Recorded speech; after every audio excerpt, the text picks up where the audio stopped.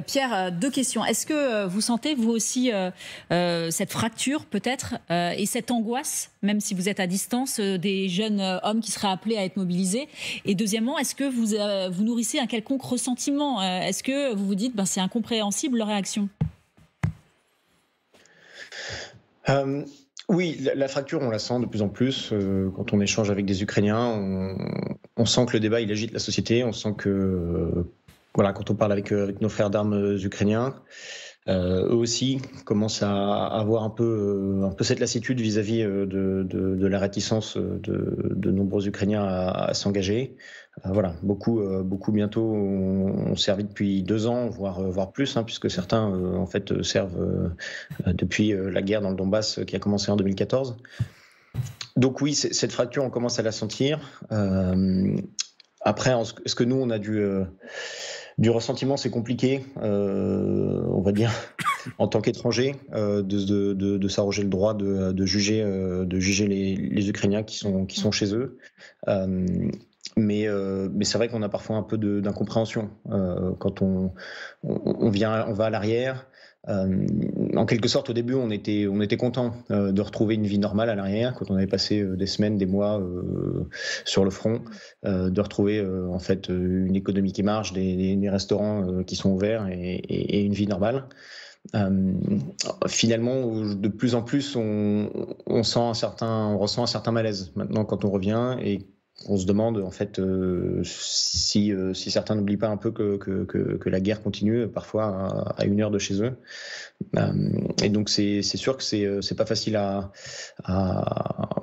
supporter, et c'est pour ça que moi je pense que cette mobilisation elle va être inévitable, et il va bien falloir que l'ensemble de la société ukrainienne l'accepte, et voilà, accepte les conséquences de sa volonté de continuer à combattre, parce que comme je le disais tout à l'heure, la majorité des Ukrainiens continuent de vouloir récupérer tout le territoire qui leur appartient, et donc il va falloir en tirer les conclusions concrètes qui s'imposent. Alors restez avec nous, Pierre, je vais vous faire écouter le président Volodymyr Zelensky qui propose aujourd'hui d'ouvrir, et vous allez me dire si ça vous intéresse, la nationalité ukrainienne aux combattants étrangers. Ça reste une proposition. Écoutons le président ukrainien. C'est vrai que l'Ukraine jusque-là n'autorisait pas cette binationalité. Visiblement, il ouvre la voie, le président ukrainien. Écoutons-le. Aujourd'hui, je soumets à la Verkhovna Rada d'Ukraine un projet de loi essentiel qui permettra de modifier en profondeur la législation et d'introduire l'institution de la citoyenneté multiple, ce qui permettra à tous les Ukrainiens ethniques et à leurs descendants dans le monde entier d'avoir notre citoyenneté.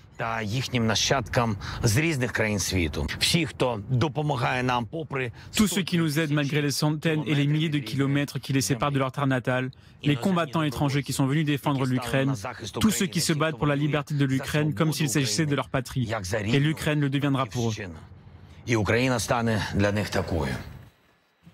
Pierre, je rappelle que vous êtes français, vous combattez dans cette légion étrangère en Ukraine. Est-ce que vous seriez tenté par la prise de cette nationalité, vous, ukrainienne?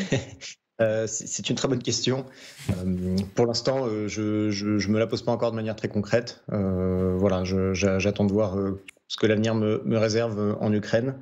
Mais je sais que beaucoup de mes camarades se posent la question, et voire sont très directement tentés par ça, effectivement, intéressés par le fait de rester en Ukraine et de vivre ici, et donc d'obtenir la nationalité ukrainienne. Je pense que c'est quelque chose d'assez logique et d'assez juste, effectivement, qu'on puisse ouvrir l'accès à la nationalité ukrainienne à ceux qui combattent ici.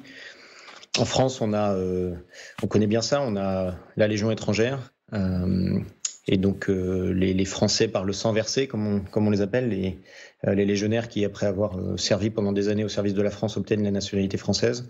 Je trouve que ça serait logique qu'il y ait la même chose ici, alors que voilà, il y a des étrangers qui combattent maintenant depuis près de 2 ans en Ukraine, qui se sont engagés de manière totale pour la liberté de ce pays. Merci infiniment, Pierre. Merci d'avoir été en direct dans ce 12.